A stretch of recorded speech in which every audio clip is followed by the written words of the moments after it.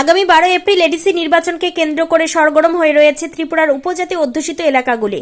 এই এডিসি নির্বাচনকে কেন্দ্র করে বিজেপি পৃথকভাবে 28টি আসনে প্রতিদ্বন্দ্বিতা করছে।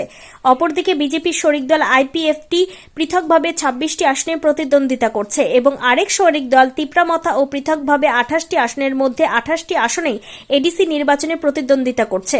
ত্রিপুরার উপজাতি এলাকা স্বশাসিত জেলা পরিষদ নির্বাচনের আগে রাজনৈতিক উত্তাপ ক্রমেই বাড়ছে। এডিসি নির্বাচনে মোট ভোটার 9,62,697 জন।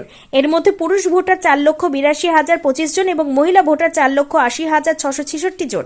এই এডিসি নির্বাচনকে কেন্দ্র করে ভারতীয় জনতা পার্টির বিহারের রাজ্য কমিটির সদস্য তথা বিহার রাজ্যের বিধায়ক মিথিলেশ তিওয়ারি ত্রিপুরা উত্তর জেলা ধর্মনগরে রেলযোগে এসে পৌঁছালেন।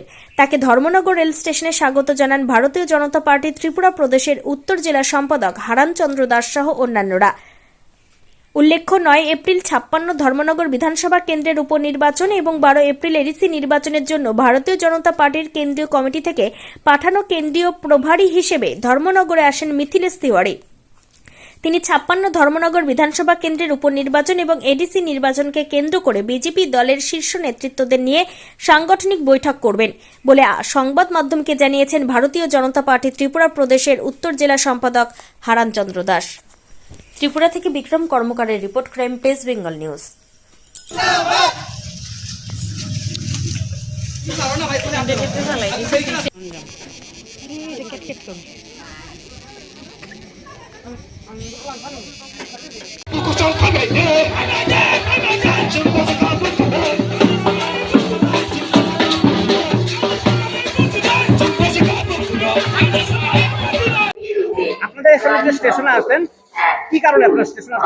নমস্কার, আপনারা জানেন যে আমাদের এই ধর্মনগরে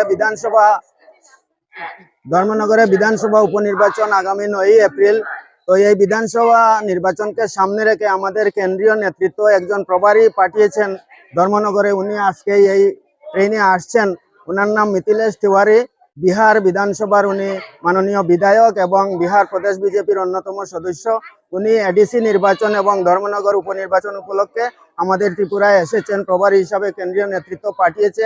আজকে উনি ধর্মনগর আসছেন। ধর্মনগর উনি থাকবেন। ধর্মনগর উনি নির্বাচন সম্পর্কে বিভিন্ন বৈঠকে যোগ দেবেন, কার্যক্রমে অংশগ্রহণ করবেন।